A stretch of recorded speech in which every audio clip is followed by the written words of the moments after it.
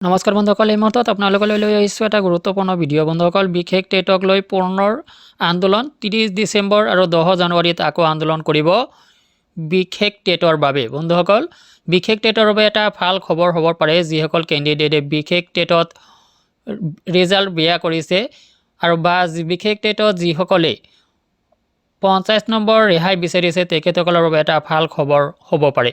সবিশেষ তথ্য আপোনালোকক এই ভিডিঅ'টো জনাম। বন্ধুসকল, প্ৰথমতে আপোনালোকক জনাম যে বিশেষ টেটৰ জাননী জাৰি কৰাৰ বাবে ইতিমধ্যে ঐক্যবদ্ধ সংগঠনে 21 ডিচেম্বৰত সৰ্বশিক্ষাৰ কাৰ্যালয় ঘেৰাও কাৰ্যসূচী, লগতে 22 ডিচেম্বৰত দিছপুৰ লাষ্টগেটত অনশন, এই কাৰ্যসূচী দুটা পালন কৰি আহিছে। ইয়াৰ পিছতে 30 ডিচেম্বৰত মুখ্যমন্ত্ৰীৰ বাসভৱন চলোৱা কাৰ্যসূচী, লগতে চৰম পন্থা অৱলম্বন কৰা হ'ব 10 জানুৱাৰীত ৰাজভৱনৰ সন্মুখত সমূহীয়া আত্মজা কাৰ্যসূচী গ্ৰহণৰ কথা বিবৃতিযোগে ঘোষণা কৰিছে সংগঠনকেইটাৰ নেতৃবৃন্দই।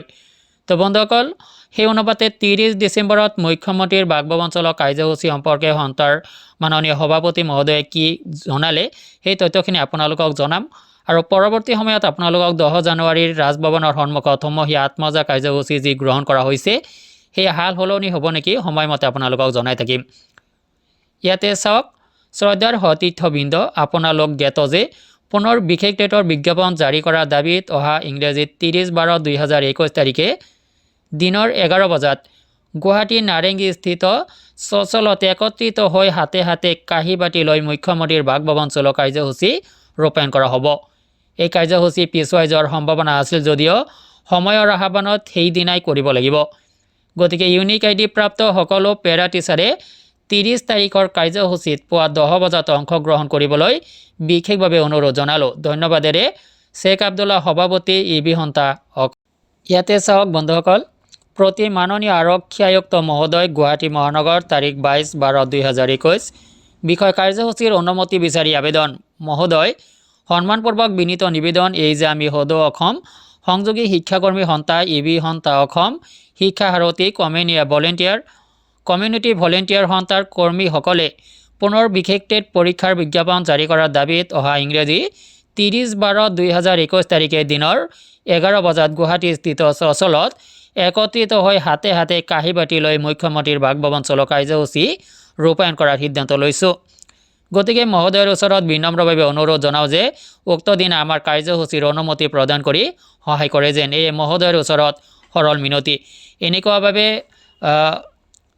এপ্লিকেশ্যনো দিয়া হৈছে মহানগৰ আৰক্ষী আয়ুক্ত মহোদয়লৈ আৰু বিভিন্ন সন্থাৰ জৰিয়তে দিয়া হৈছে। ইয়াত আপোনালোকে দেখিব পাইছে সন্থাসমূহৰ শিক্ষা সাৰথী শিক্ষাকৰ্মী কমিউনিটি ভলেণ্টিয়াৰ সন্থা, নেক্সট আছে all Assam SSK union, next আছে ইবি সন্থা অসম, ইয়াত শিক্ষা সাৰথী শিক্ষাকৰ্মী কমিউনিটি ভলেণ্টিয়াৰ, ইয়াত সভাপতি সম্পাদক আছে, ইয়াতে চিলচহি আপোনালোকে দেখিব পাইছে। তো বন্ধুসকল, এই কাৰ্যসূচীৰ ৰূপায়ণ কৰা হ'ব 30/12/2021 তাৰিখে দিনৰ 11 বজাত আৰু সভাপতি মহোদয়ে কেণ্ডিডেটসকলক কাঁহী বাতি লৈ মুখ্যমন্ত্ৰীৰ বাসভৱন চলোৱা কাৰ্যসূচীত অংশগ্ৰহণ কৰাৰ বাবে 10 বজাত নিৰ্ধাৰিত প্লেচত থাকিবলৈ অনুৰোধ জনাইছে। তো বন্ধুসকল, ইয়াৰ পিছতে আপোনালোকক জনাওঁ যে বিশেষ টেটৰ বাবে কি এটা ভাল খবৰ হ'ব পাৰে। তো বন্ধুসকল, ইতিমধ্যে যিসকল কেণ্ডিডেটে বিশেষ টেট পাছ কৰিছে তেখেতসকলে জোৰদাৰ এটা আপত্তি দৰ্শাইছে যে শিক্ষামন্ত্ৰী ডাঙৰীয়াই সিদিনা বিধানসভাত যি প্ৰশ্নৰ উত্তৰ দিছিলে সেই কথাখিনি উঠাই ল'ব লাগে আৰু বিশেষ টেটৰ কাৰণে বিশেষকৈ যদি এডভাৰটাইজমেণ্ট দিয়া নহয় তেতিয়াহ'লে সাধাৰণ টেটত 50 নম্বৰ অতিৰিক্তভাৱে ধৰি দিব লাগে।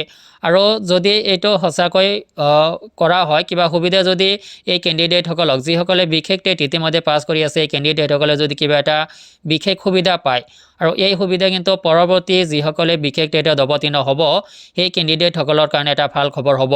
কিন্তু বন্ধুসকল, এই খবৰখিনিৰ আনুষ্ঠানিকতা এতিয়ালৈকে লাভ কৰিব পৰা হোৱা নাই আৰু ইয়াৰ আনুষ্ঠানিকতা লাভ কৰাৰ লগে লগে আপোনালোকক মই পৰৱৰ্তী ভিডিঅ' জনাই ৰাখিবলৈ চেষ্টা কৰিম।